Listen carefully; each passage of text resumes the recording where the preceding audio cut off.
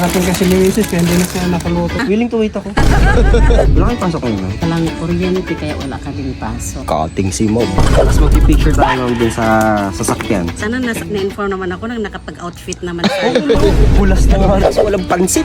Oo nga, hindi na. Ay, sa susunod ay hindi na.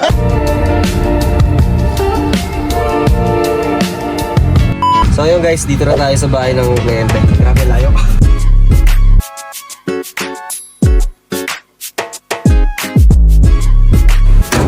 Ayan, so okay na tayo. Deal na tayo sa presyo. May pansit po doon. Si sir. Ay, artista ka na nun, sir. ID card. Okay na ba to? Sa inyo po nakapangalan, ma'am. Yes. I-open na lang po natin, ma'am, para hindi na po tayo mahirapan. Anong ibig sabihin? Naka-open lang siya. Okay lang. Balik mo sa akin yung laman ng RFID ko.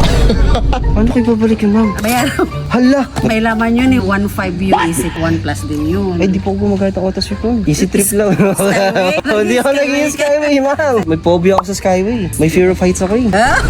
Name and signature na lang po sa vendor. Ilalabas natin ito. May pirma ako. Siyempre, open ito. Mamaya nagamit sa kung ano. Di Ay, ako ang... pagka ano naman po kami, Saan ang showroom mo? Marikina, ma'am. Kakarating kasi ni Mrs. kaya hindi na siya nakaluto. Willing to wait ako.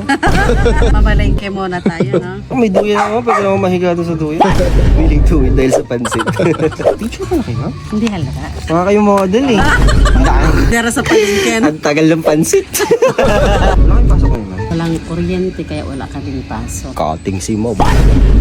Timing nga eh. Okay lang yan, ma'am. Kung estudyante nga, nagkakati. Teacher pa kaya, no? So, nung nag-aaral ka, nagkakating ka. Oh, hindi, ma'am. Hindi lang ako pumasok, yung kakating pa ako. Tapos mag-picture tayo, ma'am, dun sa sasakyan. Sana na-inform naman ako nang nakapag-outfit naman tayo. Bulas na nga rin ako sa itsura ko. Di ba ka nakapag-outfit? Sana naman para may aura, maka-aura naman. Kaya, naman susi or CR na sabi.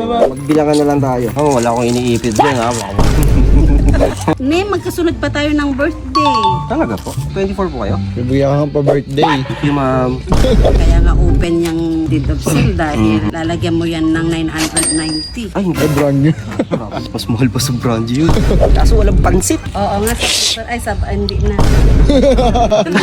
Susunod ay hindi na. Ay, hindi na po. Hindi na ako.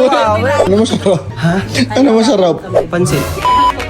Matigas 2 years. 2 years. Hindi pa nga tapos ang warranty nito eh. 3 years warranty kasi, di ba? Kami na pong bahala dyan. Mahalin niyo siya ha. Ingatan ko po makikinig. Baka nga arihin ko nga yan, mami. Totoo. Kasi naghanap din ako ng sasakyan ko talaga na pang-service. Ma'am, thank you so much. Thank you so much. Mahalin niyo to ha. Yes, ma'am. Bukas may bayar na yan. Ah, hindi, sir. Hindi naman. Hindi naman siya ganun. Gusto mo, bigyan niyo pa pang gas. Okay lang naman. Ikaw talaga, dinarat mo na nga ito eh. Di ako kausap yung presyo, ah. Dinarat na nga nila.